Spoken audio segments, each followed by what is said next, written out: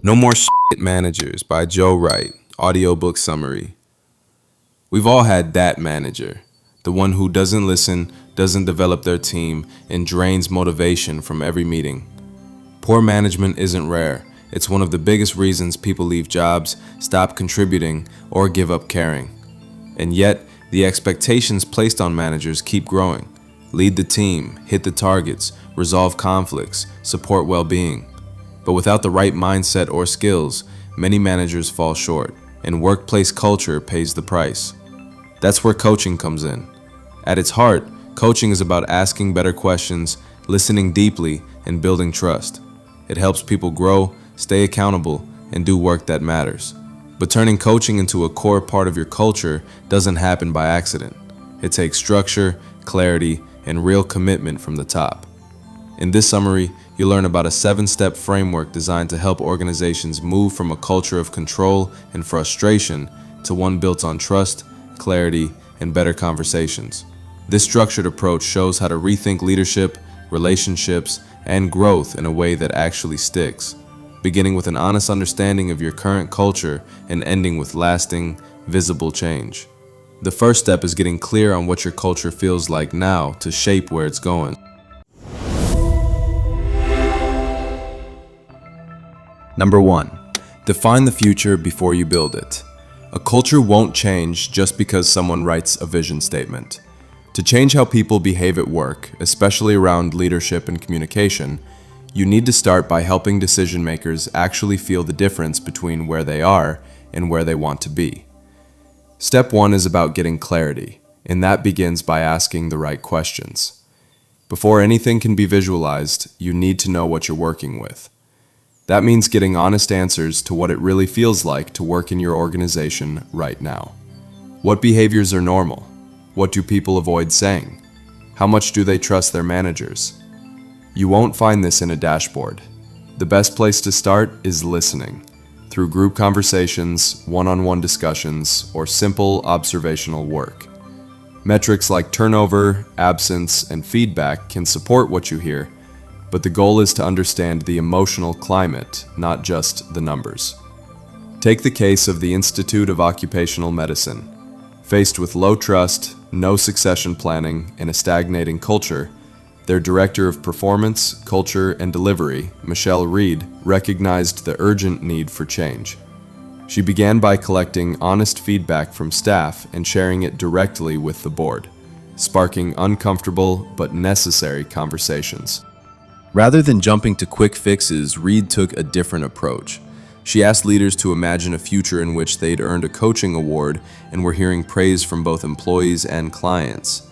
This shift from raw data to a vivid emotional vision helped board members connect with the goal on a personal level. That emotional resonance sparked genuine commitment and laid the groundwork for real, lasting transformation. This kind of process moves thinking from the abstract to the concrete. It creates emotional engagement and invites creative problem solving. And when leaders experience this shift themselves, they're more likely to support and model it for others. Once that emotional connection is in place, the conversation naturally evolves. What would it take to make this vision a reality? That's where strategy begins. Number 2, build a strategy that people can actually use. Once the destination is clear, step 2 is about deciding how to get there. This is where many organizations fall into trouble. They mistake activity for progress.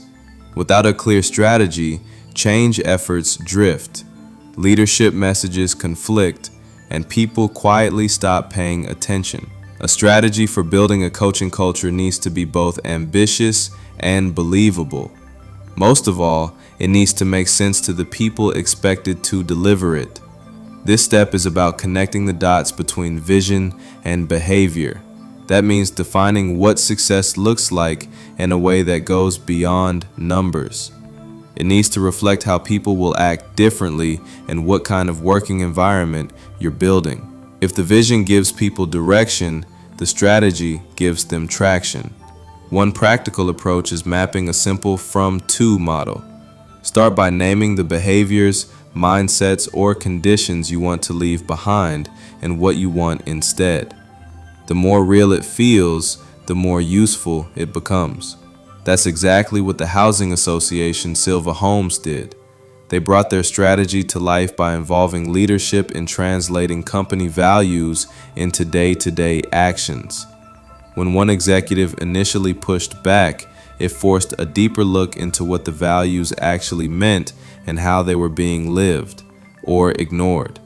That confrontation turned out to be one of the most useful parts of the process because it helped turn abstract ideas into shared commitments. This stage is about making sure your plan feels credible, that it matches what people already know about the company, and that it can be tested and refined. Once your strategy is clear and aligned with reality, you can start bringing people into it. And that's where the next step, engaging the wider organization, comes in. Number 3, get people talking about why it matters. Even the best strategy can fall flat if nobody connects with it. Step 3 is about building energy and buy-in across the organization, making space for people to talk about what the change means for them. Because when people don't feel informed, involved, or inspired, they don't resist, they disconnect. That's how you end up with workplaces full of people who aren't exactly unhappy, but aren't fully present either. They're just going through the motions, half in, half out. The mistake many leaders make is jumping straight from planning to rollout. Decisions are made behind closed doors, and before anyone's had a chance to ask a question, an email appears in their inbox or a training invite drops into their calendar. And then people are surprised when no one's enthusiastic. If the goal is to create a coaching culture, communication has to feel different from the start. That means clear, honest messages, repeated often and adapted for different audiences. But more importantly, it means two-way conversation, giving people a chance to reflect, respond, and contribute. The most effective approach is structured and human. Build a real engagement plan that combines formal communication with informal conversation. Ask managers to sit down with their teams to have open discussions. Use workshops, one-on-ones, and team meetings to ask questions that get people thinking. What does this change mean for you? What's exciting? What's worrying? And what support do you need? To keep momentum going, recruit coaching champions. People who are genuinely enthusiastic and want to help spread the message. Support them, connect them to senior sponsors, and give them real visibility. Over time, the message will shift from being pushed out to being pulled in, because people will want to be part of what's happening. And once that interest is sparked, it's time to focus on growing the skills to act on it. Number 4, build the confidence to coach effectively. The enthusiasm created by strong communication won't last if people don't feel ready to do anything with it. That's why step 4 is about growing capability. If you want a coaching culture to thrive, the people inside it need to know what coaching actually looks like, and more importantly, how to do it well. You don't have to turn managers into professional coaches. It's about helping them grow the practical skills and confidence to have better conversations. Too often, leadership development is abstract. People sit through training and leave without knowing how to apply what they've learned. What works better is experience-based learning, where people practice real conversations and reflect on what it feels like to coach rather than command. That means less theory, more listening, more asking questions, and more building trust through small, consistent behavior shifts. One company that embraced this approach successfully was the IT firm Kainos. Instead of relying on one-off workshops or surface-level modules, they committed to a longer-term strategy. Leaders were given the time and space to build coaching habits gradually, with an emphasis on curiosity, active listening, and stronger relationships. The result wasn't just improved skills, it was a noticeable boost in team engagement and trust. The key takeaway: make learning bite-sized and relevant. Not everyone starts at the same level, and that's okay. What matters is creating opportunities for people to practice, reflect, and see their progress. It also helps to establish a shared language around coaching, so teams can align on what good looks like and support each other in getting there. As people begin to apply these skills in real conversations, something meaningful happens. The culture starts to shift. And that shift lays the essential foundation for the next phase, rethinking how performance itself is managed. Number 5, make space for coaching to become the norm. After people start building their skills, the next challenge is creating the conditions for those skills to be used consistently. Step 5 is about removing the friction. Coaching doesn't thrive in an environment where everyone is overloaded, racing through tasks, or stuck in rigid routines. For meaningful change to take hold, there needs to be space, physically, mentally, and culturally, for better conversations to happen. This step is about shifting the organization from pressure to permission. That means normalizing time for reflection and relationship building, not just task delivery. One simple but effective tactic is reviewing team rituals. Instead of meetings that focus only on updates, teams can create regular check-ins that prioritize trust, well-being, and curiosity. These don't require extra time, just a different intention. It's also about encouraging leaders to be more present and available, even in unstructured ways, so coaching behaviors start to spread informally. Rochdale Borough Council, a local authority in Greater Manchester responsible for public services and community well-being, introduced coaching habits to their leadership team.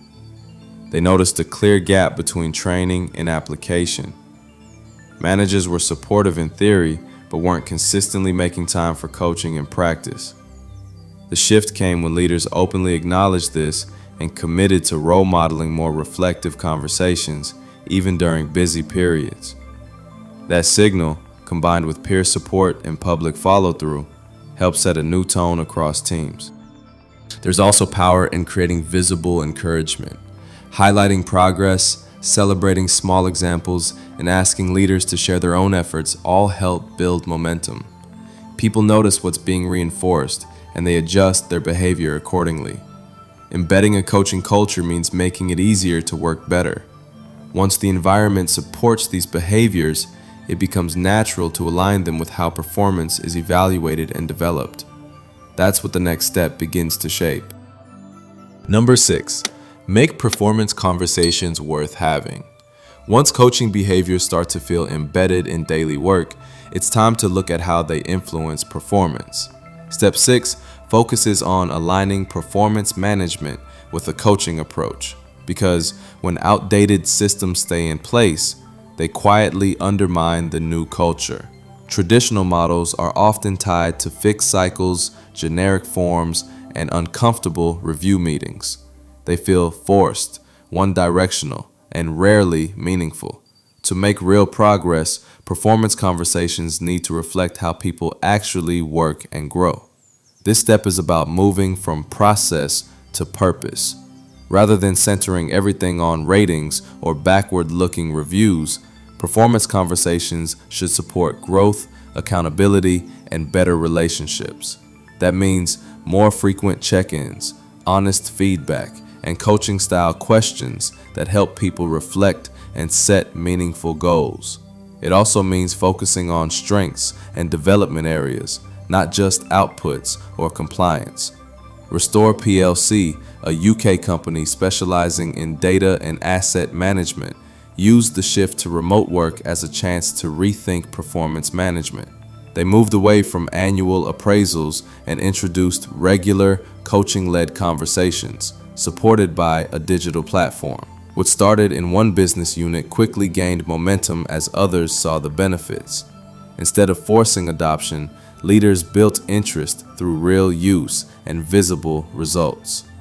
The change made performance reviews feel more relevant, consistent, and people-focused.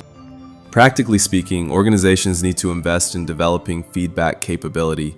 That includes helping managers ask better questions, respond without defensiveness, and give feedback that's specific and actionable. It also involves supporting employees to reflect, speak up, and take charge of their own progress.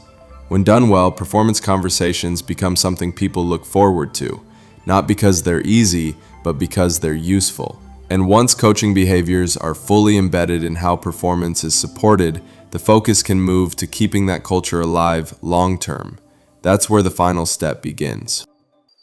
Number 7, build the habits that keep culture alive. Once coaching becomes part of a workplace, the real test is whether it stays there. The final step, sustain, is about keeping the momentum going long after the early excitement fades. It's where coaching moves from being a project to becoming second nature.